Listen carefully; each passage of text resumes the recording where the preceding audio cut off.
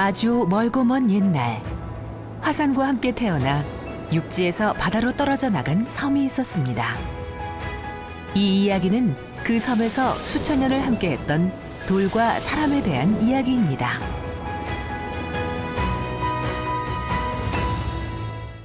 안녕하십니까. 제주대학의 안재철입니다. 저는 30년 전에 우리 제주에 들어와서 제주 역사에 깊은 관심을 갖게 되었습니다. 여러분께 제주도 전통 사찰을 소개할 수 있게 되어서 매우 기쁩니다. 자, 그러면 전통 사찰을 소개하기에 앞서 먼저 저와 함께 제주의 역사를 만나보도록 하겠습니다.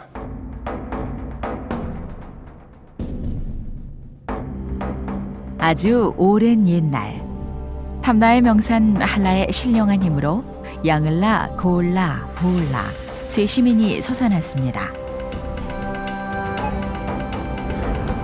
서로를 의지하며 평화롭게 살아가던 사물라는 얼마 후 바다 건너 병남국에서 온 신비로운 세 공주를 만나 혼이 나고 많은 자녀를 낳았습니다. 그들의 후손은 풍요로운 산과 바다, 뛰어난 항해술을 밑거름 삼아 부유한 왕국을 이루었습니다. 수천 년의 세월, 독자적인 문화를 간직해온 아름다운 섬 제주의 역사는 그렇게 비롯됐습니다.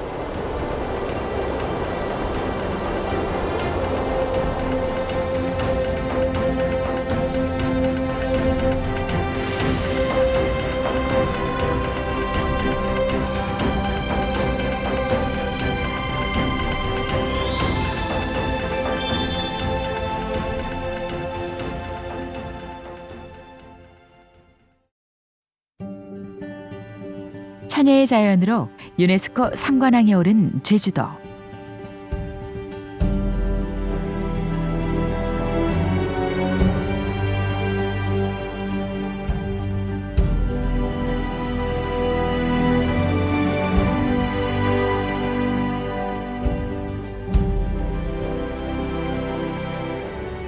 우뚝 솟은 한라산과 50여 개의 섬, 수백 개의 오름으로 이루어진 제주도는 섬 전체가 화산 박물관이라 칭할 만큼 독특한 지형과 문화, 그리고 구석기 시대부터 시작된 오랜 발자취를 간직한 곳입니다.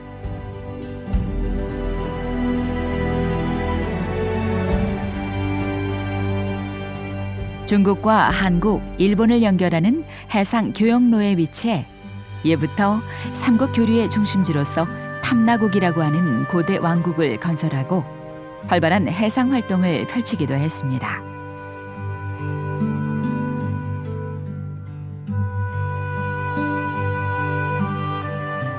탐나국은 고려의 탐나군이 되었고 이후 바다 건너 고을이란 뜻의 제주로 이름이 바뀌게 됩니다. 박이사님, 그러면 그 탐나국 역사에 대해서 좀 자세히 설명 좀 해주시겠습니까? 탐나가 역사서에 처음 등장한 것은 삼국사기 백제봉기 문주왕 2년, 그러니까 476년 기록에 탐나가 백제에 복속을 했다라는 기록이 나옵니다. 이 탐나는 아무래도 섬나라이다 보니 해상 교류를 통해서 주변국과 꾸준히 교류하고 정치적으로 외교력을 펼쳤던 것으로 생각이 듭니다. 그 제주도에 당 500, 절 500이라는 말이 있지 않습니까? 그런데 제 생각에는 의외로 유물이 그렇게 많은 것 같지가 않습니다. 예, 제주도에 전해져 내려오는 얘기에 보면 당 500, 절 500이라는 말이 있을 정도로 굉장히 많은 신당과 사찰이 있었다라는 내용을 알 수가 있는데요. 저희 박물관에 전시되어 있는 유물을 통해 보았을 때는 12세기에서 13세기에 제주도의 불교 문화가 굉장히 융성했음을 알 수가 있습니다. 그렇지만 이 불교 유적은 조선시대가 되면서 배불 정책이라고 하죠. 특히 이영상 목사가 남긴 탐나 순력도나 남만 박물의 기록을 보면 대부분의 음사와 사찰을 훼손했다라는 기록이 있습니다. 고려시대 화려하게 꽃피웠던 제주의 불교 문화는 조선시대의 억불숭유 정책으로 상당 부분 사라졌습니다. 제주도의 다양한 모습과 행사를 기록한 탐나 순력도에는 조선 후기 제주 목사 이영상의 명으로 많은 신당과 사찰이 불타는 모습이 묘사되어 있습니다. 그럼에도 제주의 사람들은 불심의 씨앗을 잃지 않았습니다.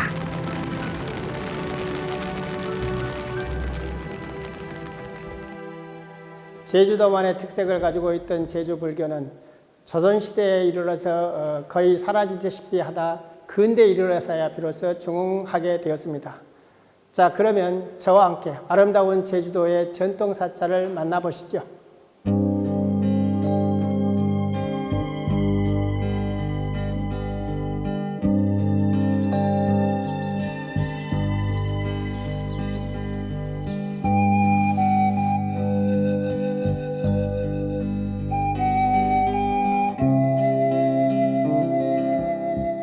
겨울 햇살 아래 귤이 맛있게 익어갈 무렵 제주인의 불심을 지켜온 전통 사찰 순례가 시작됐습니다. 귤이 많이 열었구나.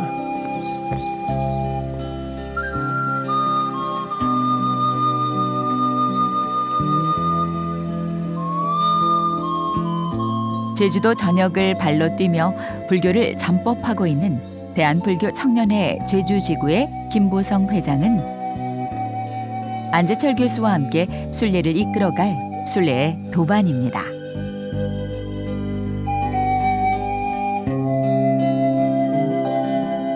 제주살이 30년 내공의 안재철 교수와 제주 토박이 김보성 회장의 만남. 벌써부터 기대가 됩니다.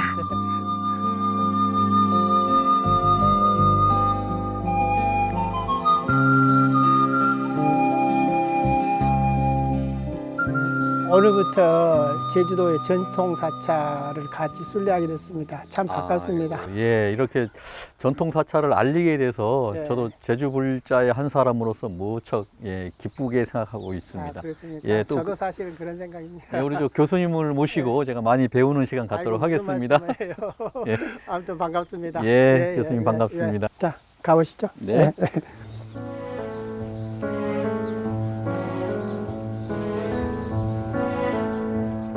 참 날씨도 좋네요 오늘. 예. 이렇게 저 구품연지 위에 있는 다리를 극락교라고 해요. 아, 극락교. 예, 극락으로 가는 다리다. 서방정토. 그렇죠. 예. 서귀포시에 자리한 법화선은 기록이 현존하는 가장 오래된 제주의 사찰입니다. 고려시대부터 조선 초기까지 번성했던 유서 깊은 도량입니다. 교수님 여기가 구하로입니다. 아, 그렇습니까? 예, 여기가 이제 예. 설법전 역할도 하고 예. 또 평소에 문화 행사도 하고 그렇습니다. 아, 문화행사도요? 예. 여기 그 법화사가 제가 듣기로는 제주도에서 가장 오래된 사찰이라고 하던데 맞습니까? 네. 그 1270년 그 음. 삼별초가 그 항쟁을 일으켜서 네. 1273년에 제주도에서 진압이 돼요. 아, 그러면 1973. 예, 1273년부터 원나라의 직속 지배를 받는 시기가 됩니다. 그래서 그 약 100년간 네, 이 법화사가 제주도의 정치, 문화 이런 모든 그 역할을 하는 중심지가 되라고 볼 수 있어요.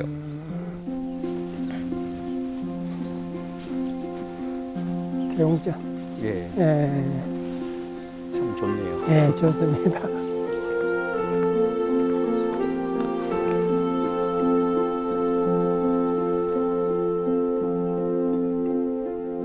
고려 후기인 1269년부터 1279년까지 10년에 걸친 중창불사의 기록이 남아있는 법화사는 당시의 고려의 왕이었던 충렬왕이 2번이나 다녀간 곳으로 청해진을 설치해 해상무역을 주도했던 신라의 무장 장보고가 창건했다는 이야기도 전해집니다.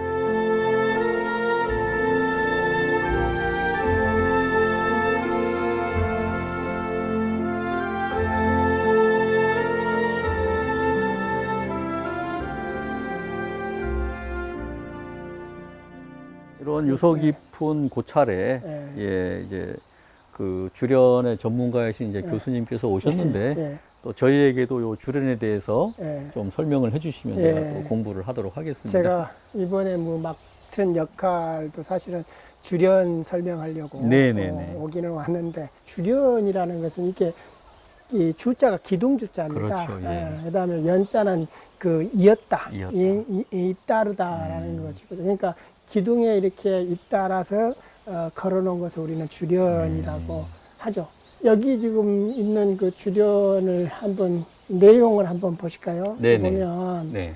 불광광명 변세관 보요시방 제국토 연 부사의 광대법 영파중생 지호감 대비구물 영청정 바라밀해 실원만 이렇게 돼 있네요. 예. 전체적으로 이제 그 부처님이 이제 광명을 이 세간에 놓으셨고 놓으셨고 널리 이제 그 제국토에 비추고 계신다. 그런데 부사이하고 그 넓은 대법을 그 설법을 하시니까 설법을 하셔서 중생의 그 미혹된 것이랄지 어리석음을 영원히 타파시킨다. 예. 그리고 그 대비한 마음으로 그 중생을 구제해서 그 중생으로 하여금 청정하고 피안으로 넘어가 모두가 원망케 예. 한다. 뭐 이런 얘기가 되겠습니다. 주련 내용을 보니까 네. 이제 부처님의 그 말씀 네. 사상을 아주 잘 알 수 있는 네. 요런 주련이네요. 이게. 그렇습니다.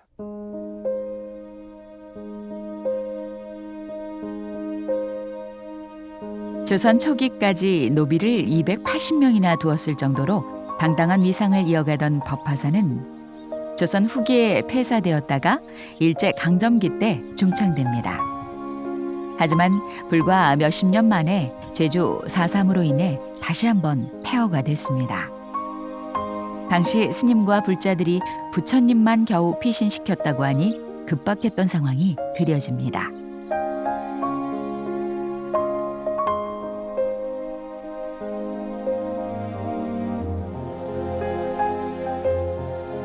제주도가 간직한 민족의 슬픔 4.3. 해방의 기쁨을 뒤로하고 남과 북이 분단된 상황에서 1947년 3월 1일 시민을 향한 경찰의 발포 사건이 발생하고 이를 도화선으로 무장봉기가 일어납니다. 이후 7년에 걸친 진압 과정에서 어린아이부터 노인까지 3만여 명, 당시 제주도 인구의 10분의 1 이상이 목숨을 잃었고 수많은 사찰들도 이때 불타 사라졌습니다.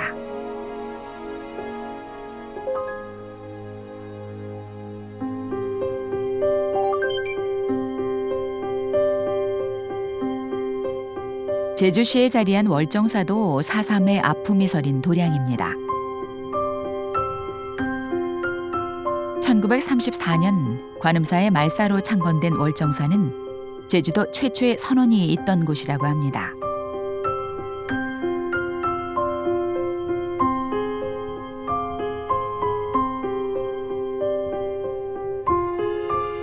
(4.3) 때 토벌대에 의해 사찰이 전소되고 스님들도 목숨을 잃는 희생을 치러야 했습니다.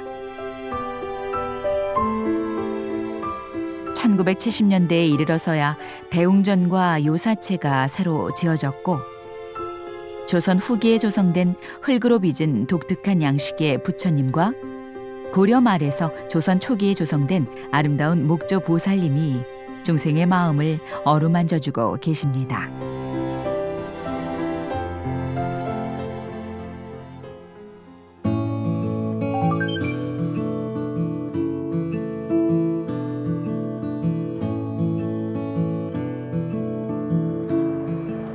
애월읍 파군봉에 위치한 월영사.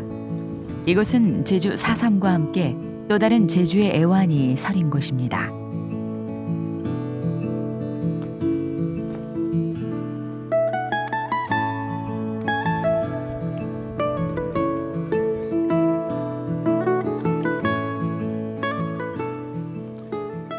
교수님, 네. 여기가 네. 한국불교 태고종 사찰 월령사입니다.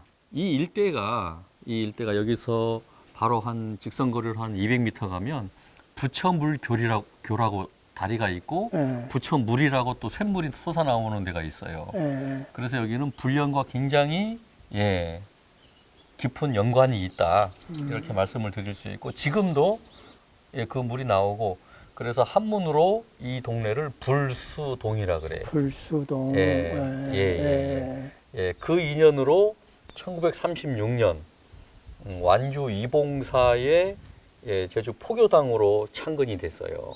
처음에 포교당으로 창건했습니까? 네네네. 그러다가 1948년에 제주도의 많은 사찰들이 그 사산 피해를 받잖아요. 그렇죠. 여기도 역시 그 당시에 완전히 소실이 됩니다. 그래서 굉장히 컸다는 얘기거든요. 예. 네, 맞습니다.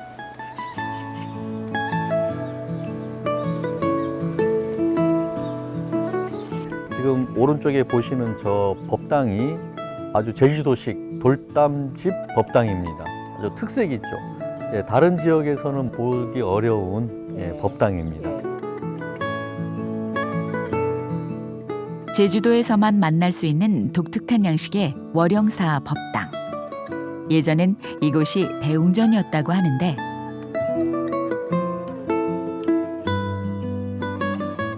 그 안에는 조선 후기에 조성된 것으로 추정되는 목조열의 자상이 봉안돼 있습니다.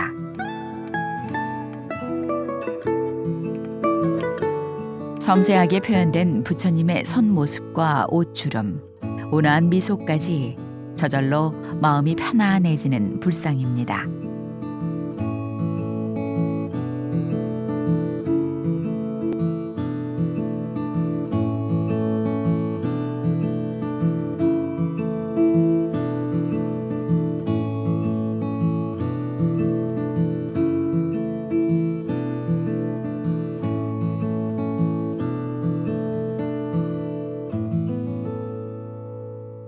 회장님 여기도 주련이 있습니다. 제가 한번 해석해 볼까요? 천상천하 무여불. 천상천하에 부처님만한이 없다. 그런 뜻이고요. 시방세계 영무비, 시방세계 이 온 세상에 역시 비할 만한이 없다. 부처님과 비할 만한이 없다. 그렇죠. 뭐 이런 뜻이겠죠. 세간 소유 아진견, 세간의 모든 것 내가 다 보았다. 진견 다 보았다. 그다음에 일체무유 여불자, 부처님과 같은 이 없다. 찰진심념 가수지. 온 국토에 온 국토의 모든 생각은 다 알 수가 있다, 셀 수가 있다. 그런 뜻이죠. 그다음에 대해중수 가음진. 이 큰 바다의 모든 물, 그것을 다 마실 수 있다. 허공가량, 허공의 것은 허공도 셀 수가 있다. 그래 풍각에 그리고 바람도 내어둘 수가 있다. 무능진설 불공덕. 그러나 그 불공덕을 모조리 다 말할 수 없다. 그런 뜻이네요. 무량한 공덕이라는 뜻이죠. 근데 제가 이제 오면서 이렇게 보니까 그 찰진심념이라고 되어 있잖아요. 근데 화엄경에는 제가 알기로 심념이 아니라 마음심자를 써가지고 심념이라고 되어 있을 거예요. 그래서 그 심념으로 되어 있어야 될 것을 심념으로 고친 이유가 뭘까? 중국인들은 사실은 그 10이라는 수를 완전수로 생각합니다. 그래서 심념이라고 하면 모든 마음이다 이렇게 그 설명될 수가 있거든요. 그 불교에서만 쓰는 그런 용법 같아요. 가령 우리가 그 고해라고 할 때도 우리는 고통의 바다라고 아는데 실제로는 그게 어떤 의미냐면요, 바다와 같이 많은 고통이란 뜻이에요. 월영사 대웅전에선 애월의 바다가 한눈에 내려다 보입니다. 사삼보다 더 오래된 제주의 아픔을 간직한 바다입니다. 대웅전 앞에 서서 보니까 저기 바다가 어떻게 잘 보이시죠? 네, 잘 보입니다. 그리고 왼쪽으로는 이 파군봉이 있는데, 파군봉. 여기 봉우리 이름이 파군봉이에요. 삼별초 군이 여기서 격파당했다 해서 이제 파군봉인데요. 역사를 조금 거슬러 올라가 보면 1231년부터 1259년까지 몽골에서는 이제 고려를 수없이 침범을 했죠. 그런데 이제 1270년에 고려가 이제 개경으로 한도를 하는 걸 반대한 삼별초가 이제 항쟁을 시작하죠. 예, 진도에서 항쟁을 하다가 진도에서 패망을 하고 온 곳이 여기 제주도입니다. 아, 제주도 왔죠. 예, 제주도에서 예, 항쟁을 하는데 그 당시에 그 삼별초 군들의 물자를 그 항목 유적지까지 옮겼던 포구가 여기 하귀리 군항포예요. 군항포. 누군가 말했습니다. 제주를 둘러싼 바다가 모두 제주의 눈물이라고. 100년에 걸친 원의 집에 오랜 유배의 땅, 4.3에 지워지지 않은 슬픔. 아름다운 섬 제주가 아프게 삼켜온 진짜 이야기에 한 번쯤 귀를 기울여 보시게.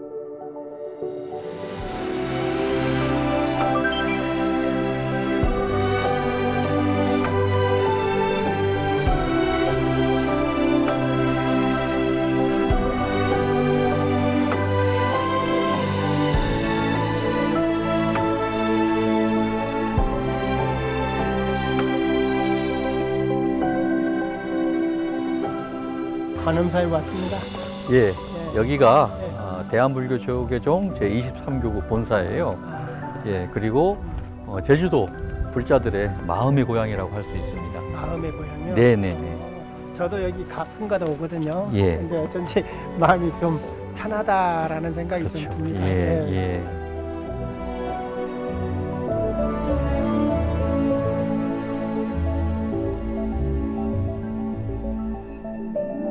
일주문에 들어서면 각기 다른 손모양을 한 부처님들이 중생을 반기는 관음사는 오늘날 제주 불교의 중심지로 손꼽히는 곳입니다.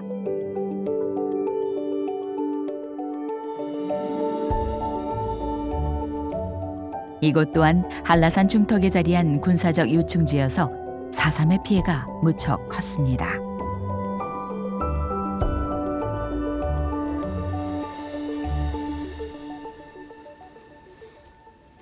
아, 굉장히 높고 좋네요. 예. 예. 1908년 1908년. 예, 예. 안봉여관 스님이 창건을 했다고 나옵니다. 아, 그랬다가 이제 4.3 때 전부 소실이 돼요. 예. 예. 교수님께서 뒤에 보시면 예.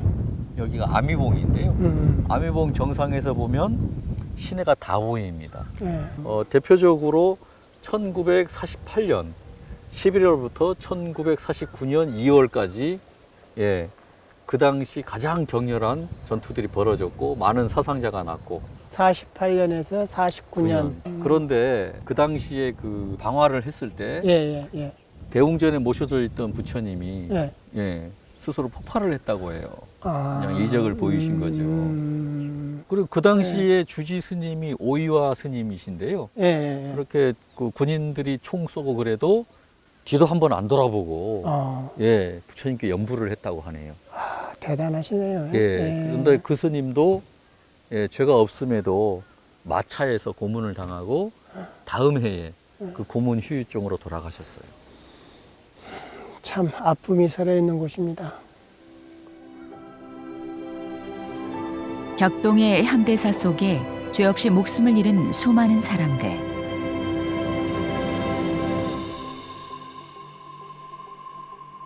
하루아침에 사랑하는 가족을 잃고 가슴속에 아픔을 품고 살아야 했던 사람들.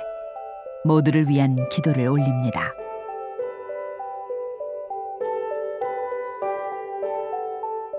다시는 그처럼 어리석은 역사가 반복되지 않기를. 이제는 모두가 평온하고 행복하기를. 간절한 마음으로 기원합니다.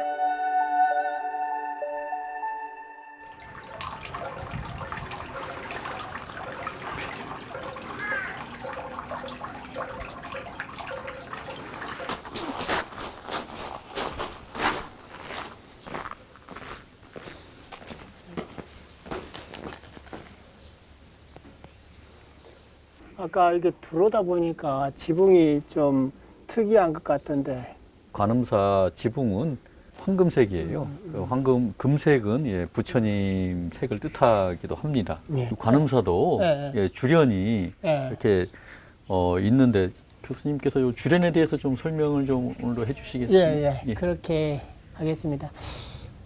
불연을 한번 먼저 읽어보실까요? 예. 이게 불신충만의법배, 보현일체 중생전, 수연부감 미부주, 이항처 차보리자, 뭐 이렇게 써져 있습니다.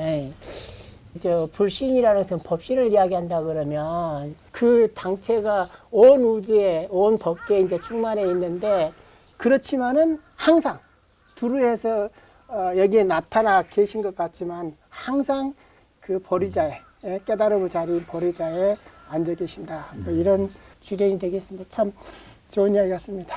네, 아유 부처님의 가르침이 늘 예, 가득하고 예. 또 그 보리자에 늘 계시기 때문에 예. 저희들이 여기 와서 안정을 갖고 부처님께 기도를 하고 이러는 것 같습니다. 네.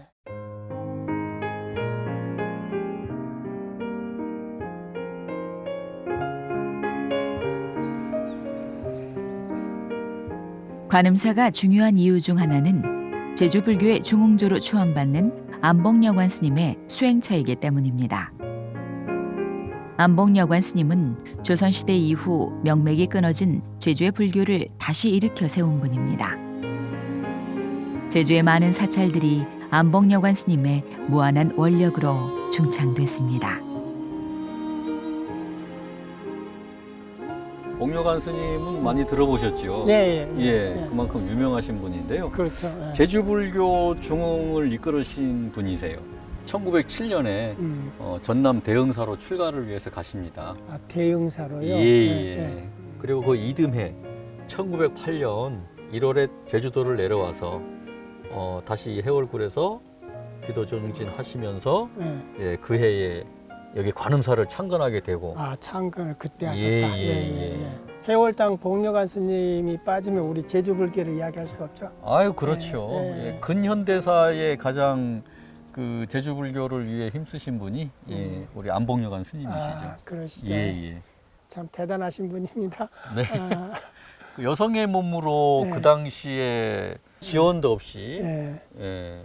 이런 한라산 중턱에서 불에서 수행을 하면서 불사를 했다는 거는 정말 높이 평가해야 될 부분이죠. 제가 듣기로는 저 항일운동도 그 재정적으로도 굉장히 도움을 많이 주셨다는 얘기를 들었는데 그게 그렇죠. 맞을까요? 예, 맞습니다. 예. 그 법정사지를 이렇게 가보시면 거기가 이제 무항일 운동의 발상지거든요.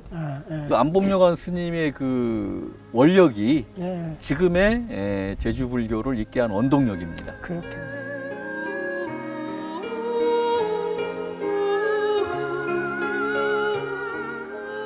(1919년의 3.1 운동보다 5개월 앞선 1918년 무오년 10월 7일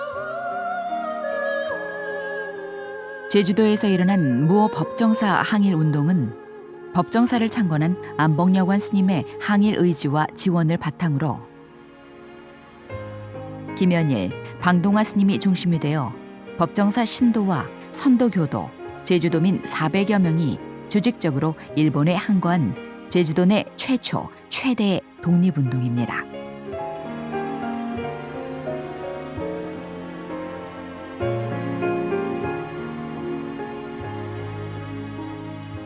당시 자그마한 도량이었던 법정사는 일본 순사들에 의해 불태워졌고 지금은 축대를 비롯한 건물의 흔적만이 남아 그날의 결의를 기리고 있습니다.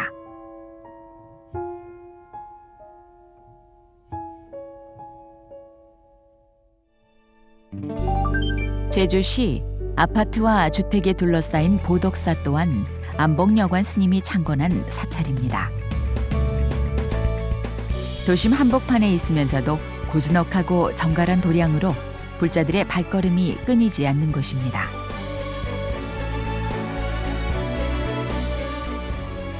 창건 당시 안복여관 스님이 해남 대흥사에서 모셔온 17세기 목조 열애 좌상이 모셔져 있습니다. 제주 불교 중흥기에 각 사찰마다 머물면서 그곳 불사에 힘을 실어준 영험하신 부처님입니다.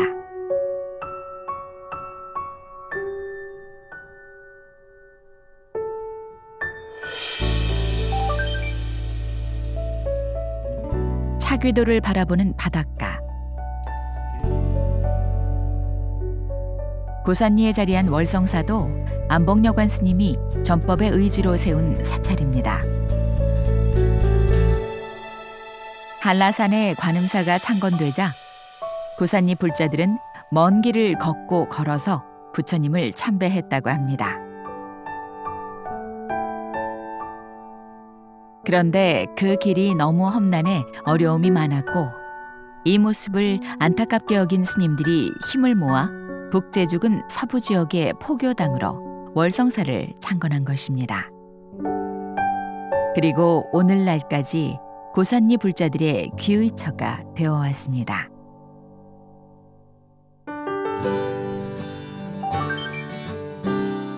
고요하고 평온한 정적이 가득한 한라산 자락. 이번에 소개해드릴 곳은 제주도에서 유일한 선원인 남국선원입니다. 여기는 남국선원입니다. 남국선원. 예. 예. 1977년 예. 해국 스님께서 예. 여기를 창건하셨는데요. 예. 예. 제주도에서는 유일하게 예. 무문관을 운영하고 암문관. 또 제가 불자들을 위한 시민 선방을 같이 이렇게 운영하고 있습니다.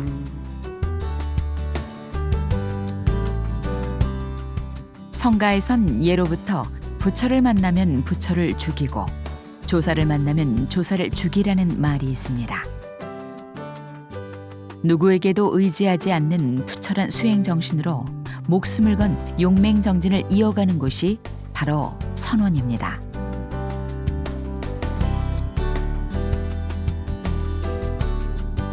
(1977년) 창건 이래 중창불사를 거쳐 여법한 수행 공간을 갖춘 남국선원에선 수행 기간 동안 바깥 출입을 금하는 무문관 선원과 제가자를 위한 시민 선원을 운영하고 있습니다.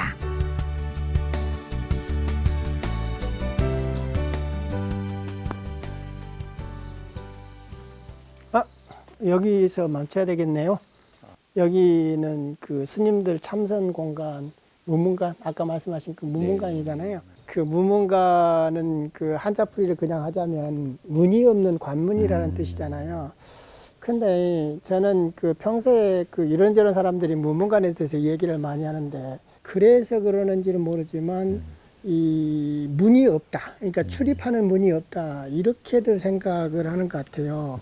대무문 스님이 펴신 그 책의 서문에 보면 네. 무문에 대해서 설명이 되어 있어요. 예. 설도 무문이면 예. 진대지인 예. 득입하고 들어갈 예. 수 있고 설도 유문. 그러니까 길에 문이 있다고 말하면 첫 번째 거기를 들어갈 수 있는 사람도 없을 것이다. 뭐 이렇게 돼 있거든요. 문이 있으면 세상에서 엄청 큰 문이 있다고 쳐도 그보다 더 큰 사람은 들어갈 수 없잖아요. 근데 아예 문이 없다면 누구나 들어갈 수 있잖아요. 그렇죠. 예.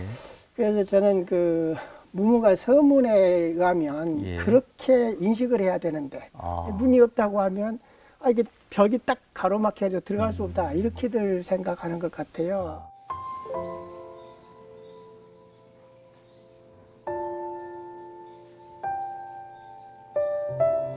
부처님께서 말씀하시길 세상 두두물물이 부처라고 하셨습니다.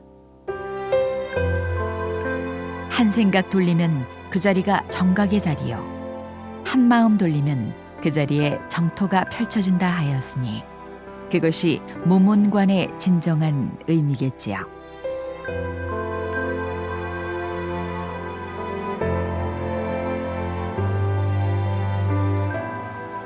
불림문자 직지인심을 강조하는 선가에서도 바른 길을 안내해줄 나침반은 필요합니다.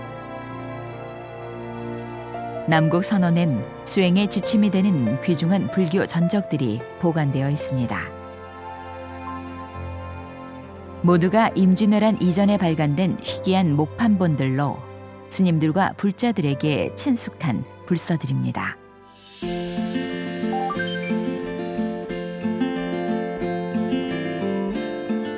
남국선원과 더불어 귀한 불교 서적을 소장하고 있는 또 한 곳의 전통 사찰, 선광사. 바닷가에 인접한 선광사는 한국 불교 태고종 사찰로 1942년에 창건됐습니다. 선광사에는 고려시대부터 조선시대 말까지 간행된 다양한 목판본 경전이 모셔져 있습니다.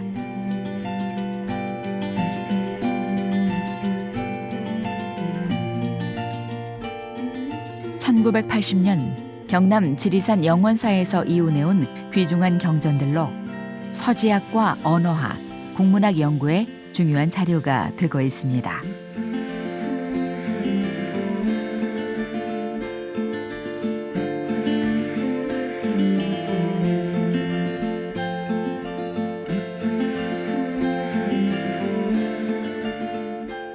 제주도의 전통 사찰 가운데 관광객들에게도 널리 알려진 곳이 약천사입니다.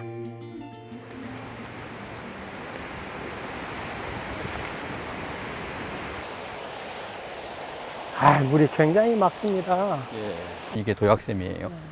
약천사가 생기게 된 그 연유가 여기에서 이제 찾을 수 있는 거죠.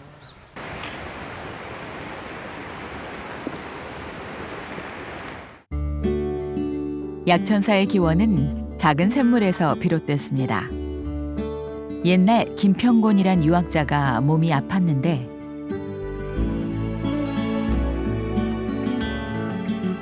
이곳에서 기도하면서 도약샘의 물을 먹고 병이 나았답니다. 그 후로 많은 사람들이 효험을 보았고 약천사는 약사열의 기도 도량이 됐습니다.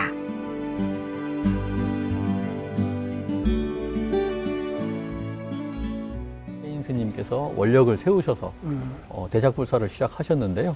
그게 1988년이에요. 그래서 8년 6개월 후 1996년에 이 대적광전을 완공하기에 이르렀습니다. 굉장히 큽니다. 네. 제가 듣기로는 동양 최대라고 하던데. 네, 맞습니다. 지금 이 대적광전은 조선 초기 불교 건축 양식을 따랐고요. 그리고 화엄사, 각황전, 그리고 금산사, 네. 미륵전, 네. 네, 그 중층 그 건물을 응용을 해가지고 이 건물을 짓게 된 거죠. 높이가 25m니까 그 동양에서는 최고의 사찰이라고 볼 수 있습니다. 그러겠네요. 예.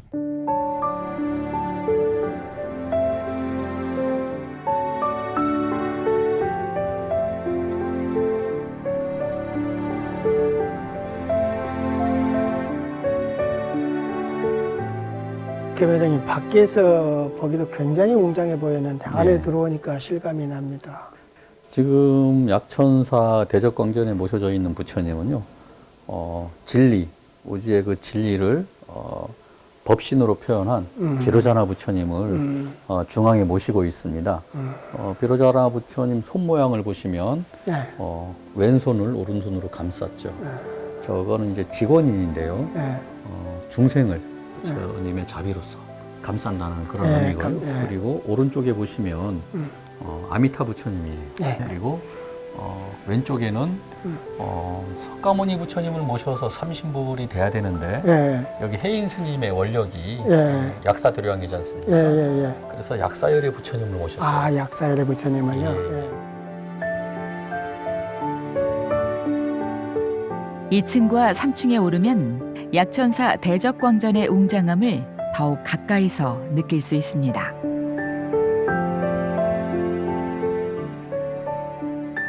이 층 화랑에는 불사에 동참한 분들을 위한 8만 부처님을 모셨고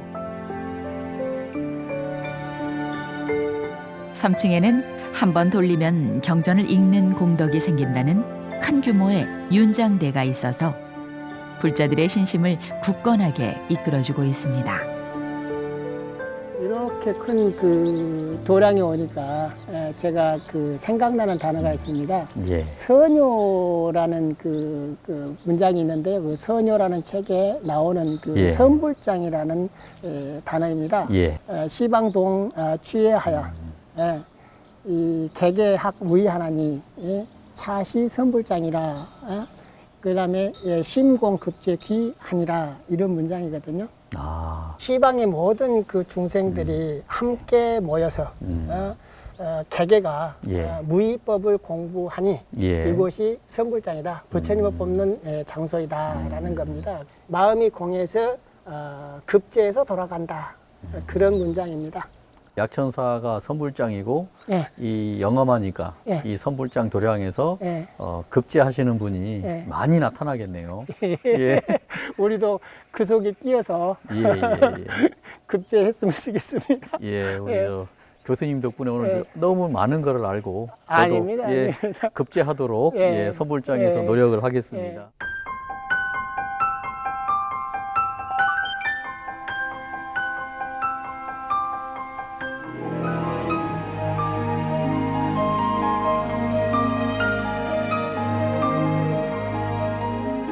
약천사가 바닷가의 자리에 사람들의 마음을 시원하게 열어주는 수행 도량이라면 한라산 깊숙이 자리한 천왕산은 1년 365일 기도 소리가 끊이지 않는 영험한 기도 도량입니다.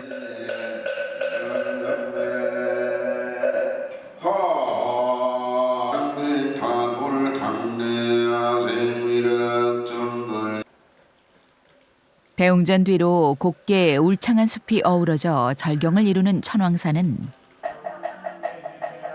1955년 작은 토굴에서 시작해 사부대중의 원력과 불보살님의 가피 속에 지금은 제주도를 대표하는 큰 규모의 사찰 중 한 곳으로 손꼽히고 있습니다.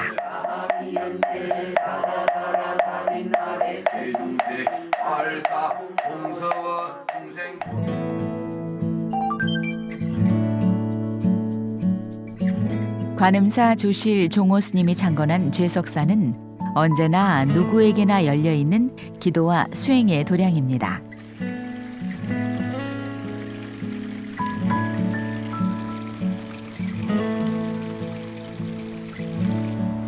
규모는 자그마하지만 범종각과 대웅전, 제석당, 약사불과 연못을 두루 갖춘 단아한 전통 사찰입니다.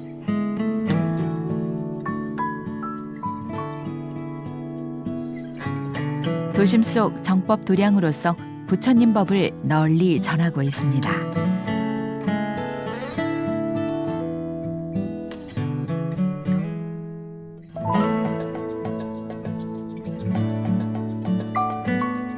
법화서를 출발해 부지런히 걸음을 옮겨온 제주도 전통 사찰 순례. 어느덧 막바지에 이르렀습니다. 제주 돌담이 이쁘죠. 예. 제가 보기에도 예. 이 돌담을 정말 잘 쌓아요. 예, 예. 덜렁 그냥 놔둬버리지 않고 예. 아주 척척 잘 쌓아놨어요. 아주 아름답게. 대단한 예, 기술입니다. 예, 예, 예. 여기가 예. 불타사입니다. 아, 불탑사. 예. 예. 들어가 보실까요? 예. 그러시죠.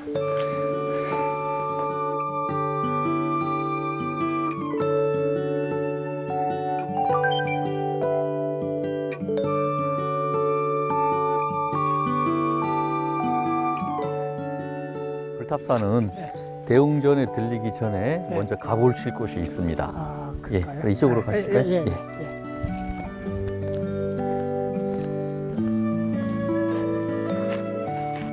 대웅전 부처님보다도 불탑사에서 먼저 찾아가 봐야 할 곳은 고려 후기의 석탑인 원당사지 5층 석탑입니다. 불탑사의 유래가 시작된 곳이기 때문입니다.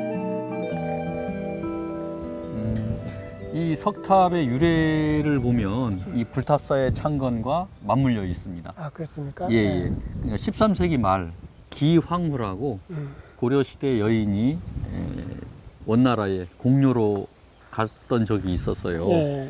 그때 그 원나라의 황제의 눈에 들어서 그 황후가 되는데요. 예. 황후가 되려면 아들을 낳아야 되지 않습니까? 그렇죠. 예. 예. 예.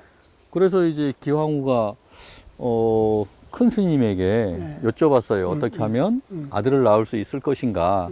그랬더니 그 스님께서 저쪽 남쪽에 삼첩칠봉이라는 곳에 가서 석탑을 세우고 기원을 하면 아들을 낳을 수 있을 것이다. 이런 얘기를 해요. 그럼 삼첩칠봉이 있는 곳이 제주도에서는 원당봉이거든요. 삼첩칠봉은 세 개의 골짜기와 7개의 봉우리를 뜻합니다. 고려시대 제주의 3대 사찰은 법화사, 수정사, 원당사였습니다. 옛 원당사, 오늘날의 불탑사는 국내 유일의 현무암 석탑에 담긴 많은 이들의 간절한 염원이 지금도 전해지고 있는 아름다운 도량입니다.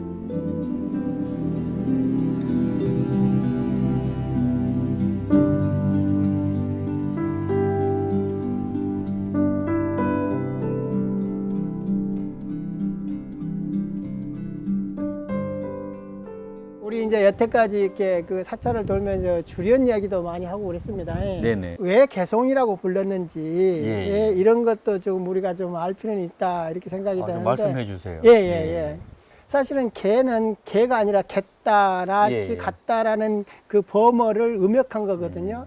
그런데 갯다라고 하지 않고 같다라고 하지 않고 개만 살아나 있거든요. 예. 그것은 그 중국어의 아마 그 언어 습관하고 좀 관련이 있을 겁니다. 왜냐하면 중국어는 두자 아니면 네자이기를 좋아해요. 이게 짝수이기를 좋아합니다. 그래서 갯다송이라고 하지 않고 개송 예, 이렇게 했다. 이렇게 이야기할 수 있거든요. 그래서 우리가 사찰을 이렇게 돌면서 주로 보면은 이렇게 한자로 돼 있으니까 우리가 참 읽어볼 생각이 별로 않잖아요. 예. 이게 좀 읽어보고 모르면 집에 가서 좀 찾아보고 이렇게 하면 예. 그 절이 더 친숙해지지 않을까. 그렇죠. 예. 그런 생각을 좀 제가 하게 됩니다. 사찰이라는 게 부처님 법을 저희가 배우러 오는 공간이잖아요. 부처님 말씀은 이렇게 주륜으로 써 있으니까 훨씬 이해도 쉽고 그렇죠. 우리가 절에 오는 그런 의미도 있는 것 같아요. 고려시대부터 독자적인 불교 문화를 개척하며 제주도민의 오랜 의지처가 되어온 불교.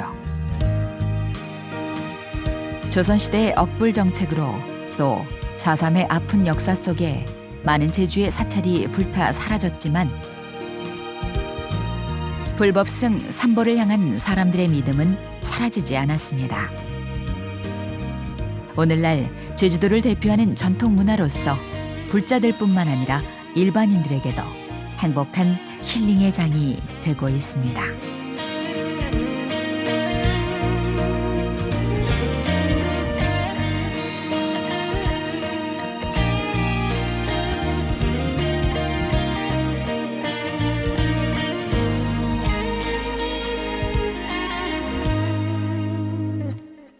교수님, 이렇게 제주의 전통 사찰들을 둘러보셨는데요. 어떻게 소감이 어떠신가요? 저는 이제 이전에는 몰랐던 것들도 많이 알게 됐고 보니까 아름다운 것도 많지만 또 그 나름대로 의미 있는 곳이 상당히 그렇죠. 많다. 그런 생각을 했습니다. 그 우리 아름다운 제주의 평화의 섬 제주도가 우리 불자들이 자비로운 마음으로 이 평화가 계속 유지되고 번영되고 부처님 말씀이 늘 함께하는 그런 불국토가 되기를 서원해 봅니다. 감사드려요. 감사합니다. 고맙습니다.